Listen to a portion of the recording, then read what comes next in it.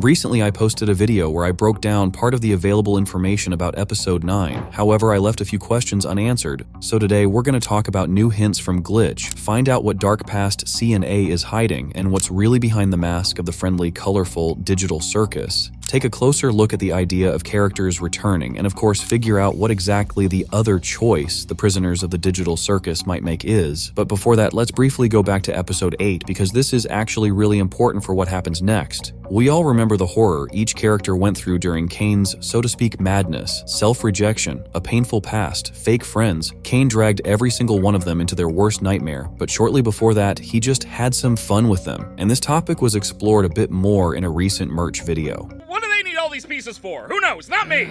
Kane. Wait, I just looked normal. Did I miss something?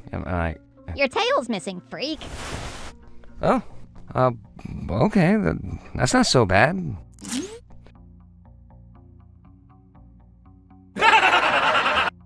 Here, it's important to pay attention to how the characters react to yet another round of torment. They just don't care anymore. No fear or anger, just pure indifference. And that's exactly what triggered Kane's sudden mood shift. I'm sure these events happened between the scene where he was tormenting the characters and the moment where Kane reflects on the fact that no one is having fun, and this was partly one of the reasons why Kane eventually completely lost control, making him more vulnerable. If we follow Kane's storyline, at first he didn't understand what exactly the characters didn't like. Then it started to frustrate him that none of the adventures brought anyone any joy, which in turn took away Kane's own sense of enjoyment. This gradually destroyed Kane's stability and eventually led to a completely distorted understanding of what fun actually is, which is why all those tormenting moments seemed entertaining and fun to him. At the moment when the character stopped reacting to it, Kane realized that there was nothing left that could make him feel important. Absolutely nothing could bring him any joy, and basically if he hadn't remembered Kinger, he most likely would have just left the characters alone and become a completely detached administrator.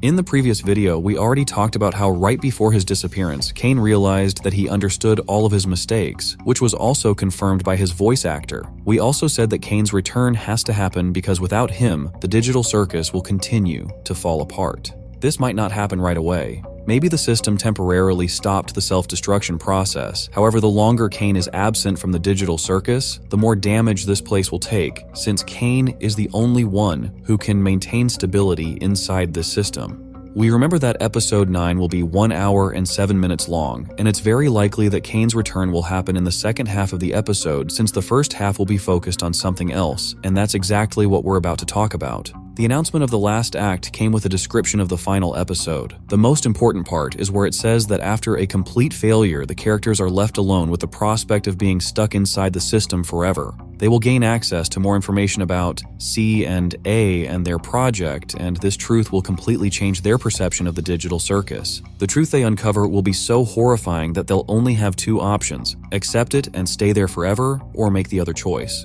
Now let's take a closer look at what exactly the characters might uncover, and we should start with what we already know. C&A is a company founded in the 90s in the state of Missouri, whose main goal was to create a creative AI. At that time, this kind of technology seemed impossible, which is why they brought together the best programmers to try and achieve the impossible, and spoiler, they actually did it. Kinger or Grant created the perfect foundation, which was then refined by Scratch and the rest of the team, and in the end they created a perfect AI that would seem impossible even by today's standards. However, this was just a convenient and polished facade behind which C and A leadership was hiding something much bigger. Alongside brilliant programmers, another crucial part of C and A were equally brilliant scientists who studied how the brain works and the possibility of transferring it into a digital space that would be controlled by that same creative AI. After successful testing, they launched the system at full scale, and their so to speak victims were 18 people. From Abel's story, many people including me believe this was actually Scratch's story. We understand that no one willingly wanted to be part of this process, so C and A leadership used two methods: force or deception. They used former employees through force, transferring their consciousness into the digital reality against their will, while regular people were lured in through deception. And this becomes clear if you look at the scene of Ragatha's first appearance.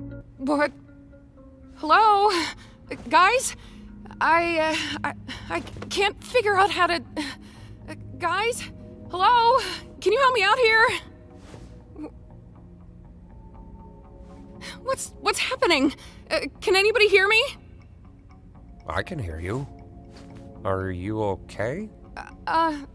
Who are you?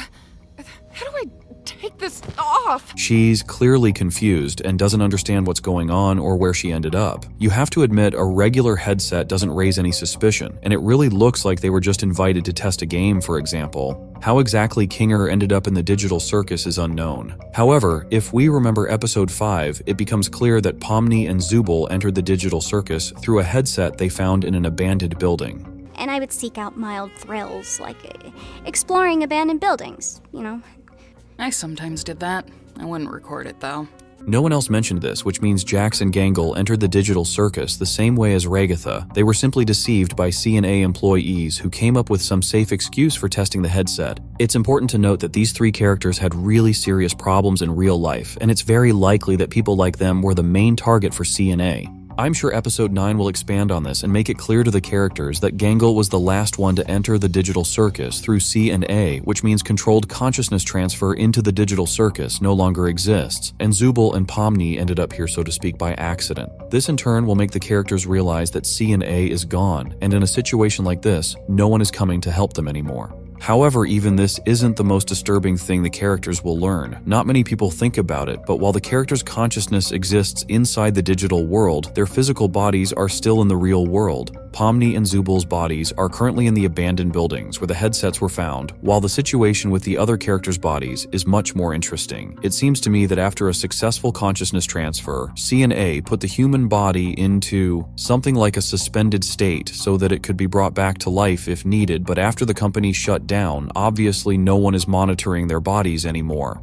All of this leads us to the idea that most likely every single character is already dead, and that will be one of the darkest truths revealed in the final episode. At that point, the characters will have to make that exact choice: accept eternal life in the digital circus, or return to the real world. Transferring consciousness back is very much possible, and you'll see why in a moment. But the problem is, there would be nowhere to return to, because the moment they leave the digital circus, their lives would immediately end. At this point, the question is, how will the characters even learn all of this, and how will they get any kind of way to leave the digital circus? Everyone remembers the beginning of episode 8, where it was revealed that originally there were 2 AI agents, one of them being Kane, and the other one known as Experimental. At first it might seem obvious. Kane absorbed the second AI and gained the stability he was lacking. But what if the characters, more specifically Kinger, somehow managed to bring that blue AI back? Of course he's not as advanced as Kane, however his key trait is stability. They were both fed the same information, but the blue AI, due to its stability, processed everything much better. In that case, the blue AI could be the one who reveals the full truth to the characters about C and A, about how the system they're in actually works and how they can get out of it.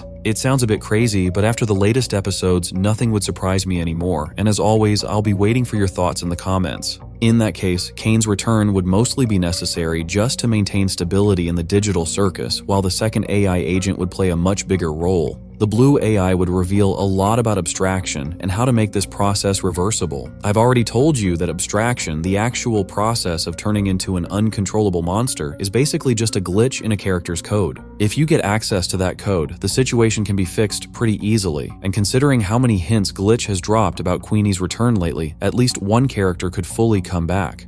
Remember how I said the characters will face a difficult choice? Who do you think will decide to stay in the digital circus forever, and who will choose to end it all? I think Jax and Kinger will definitely stay, and as always, I'm waiting for your thoughts in the comments, and see you soon.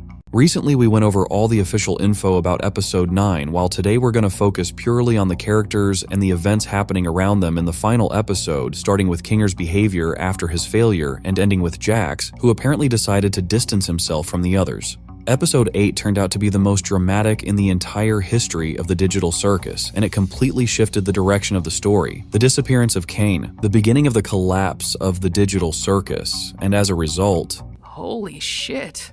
we can see that literally every single character is, to put it mildly, shocked by what's going on. Not only did they suffer throughout the entire episode, but by the end their hopes of escaping the digital circus were completely crushed. It feels logical that after something like that, each of them is going to sink into a deep depression and end up on their own until they turn into an abstracted monster. This process is built into the system itself, not some rule made up by Kane, so even without Kane around, a character can still become this uncontrollable creature, and the only difference is that instead of being placed in the cellar, they'll just wander around the digital circus. But let's get back to the point. The teaser that Glitch dropped after the release of episode 8 shows us the first minutes of episode 9. We can see the characters have moved closer to the center of the digital circus tent and are very carefully trying to assess the scale of the situation. And while all of them are trying to figure out together what happened and what comes next, Jax is just standing off to the side. He's looking down, his gaze is empty, and overall it's pretty expected considering what kind of character Jax actually is. I should go distract Kane so he doesn't listen in on this. Just fill me in afterwards. Yeah, that's true, but Fill me in later. be here later. I will. He's insanely scared and confused and has no idea what he's supposed to do. So Jax picked the option that always worked for him. Just distance himself from the others and stay alone with his thoughts and feelings. In a situation like this, it feels like the dumbest move possible because it doesn't help anyone at all. It's way more logical to act like the other characters, stick together and try to solve the problem. However, aside from fear, there's at least one more feeling behind Jax's behavior at the start of episode 9, hatred. Remember what he said during the cafe scene. You know, things were just fine here until you and Zubul came along. Nothing? Okay. Jax straight up blames Pomni and Zubul for being the reason behind all the problems in the digital circus. It even kind of makes sense because based on the past events in the circus and even the early episodes, you can tell they were living in conditions where Jax actually felt comfortable. He never wanted to leave the digital circus, at least cause of serious issues in the real world. We know Jax was a loser, and the digital circus was the only place that gave him at least some kind of enjoyment. He wanted this place to be a bit more fair, so he hated Kane for constantly lying, but he definitely didn't want to leave the circus. Now there's nothing left of the digital circus in the way Jax used to know it, and that uncertainty mixed with anger, sadness, and fear is exactly why, at least for the first half of episode 9, we're going to see Jax alone. I feel like at the beginning of the final episode, we're going to get a scene where we hear the real Jax, the Jax who hates Pomni and Zubul for all of this, hates the others for constantly supporting this so-called rebellion, hates Kane for all the lies, and hates himself for what happened to Ribbit. However, it's important to understand that even though Jax is a weak character, he's definitely not an idiot. Jax is gradually going to come to terms with the fact that no matter how much he despises the others or wants to stay in the previous version of the digital circus, there's no changing the current situation, which means the only option is to become a full part of the team. I'm sure that despite all the negativity coming from Jax in the first half of episode 9, the other characters will be able to understand him and accept him.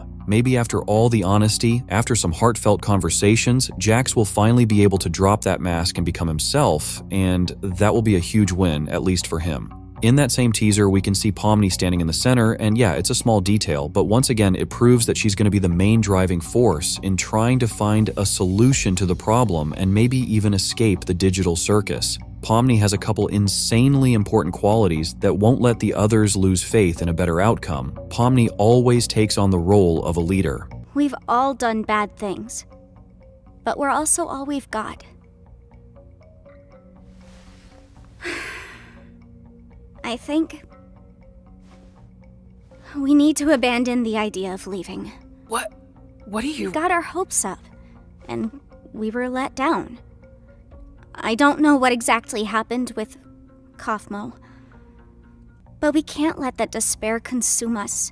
She's not afraid to take responsibility for others. She's genuinely sincere with her emotions, and at the same time, Pomni cares a lot about literally every single character. Thank you, by the way, for this and, well, everything. Why me? Jax, everything's gonna be okay, and we'll always be in this together, no matter what. Of course, the recent events are going to throw her into complete shock and panic at first, but she'll be able to snap back to her usual state pretty quickly. We've known for a while that Pomni intuitively understands how the digital circus works, things some couldn't figure out for years, she learned on her very first day. If you remember what Kinger said, then we understand that every character can create literally anything inside the system, and since Pomni has mastered this skill perfectly, I feel like she's going to try to teach the others to do something similar. Of course, this won't really move them closer to finding a way out, but in that case the characters will at least be able to create conditions where they can feel somewhat comfortable in the digital circus. You gotta admit, coming up with anything when everything around you is partially destroyed is gonna be pretty hard. Thanks to her abilities and personality, Pomni will once again show herself as a leader and lead the others forward. The problem is, she barely knows anything about Kane, about the digital circus, and about C&A, and that's where Kinger is going to play an important role. I think I accidentally killed Kane. At first glance, it might seem like Kinger is to blame for all of this, since he was the one who failed his task. But if you dive a bit deeper into the code, it becomes clear that Kinger really isn't at fault here, and we already talked about this in one of the previous videos. Kinger will be able to calmly explain everything, and I'm sure that won't be any kind of problem. What actually matters here is something else. Pay attention to the fact that Kinger is acting completely normal. Right now, the digital circus is basically a dark space, where Kinger feels comfortable and is able to control his thoughts, words, and actions. That's a huge plus for everyone else, because he really does know way more about the digital circus than the others, and it feels like what he shared in the cafe was just a small part of what this character is going to reveal. Kinger knows the foundation of the code, knows how Kane works, knows where C&A might have left clues to an exit. He just needs a bit more time to remember all of it. Kinger is going to take on several important roles at once. He'll be the main kind of tool for finding a solution to the problem and a potential way out, and he'll also be the psychologist who can calm literally anyone down even in the most stressful situation. As sad as it sounds, these three characters are going to play the most important role in the final episode, while Regatha, Zubul, and Gangle and everything happening around them will unfortunately be a bit in the background. That doesn't mean they're not important or just there to fill the story. Not at all, but I feel like the show creators are going to put less focus on them than on Jax, Pomni, and Kinger. I absolutely love these characters, and there's a video coming soon where I'll break them down in detail and talk about what's going to happen to them. But today, let's quickly go over them in the context of episode 9. For a long time, Regatha seemed like a character with no serious issues, who's always positive. But the more we learned about her past, the more it became clear that her obsession with being important to someone comes from her real life.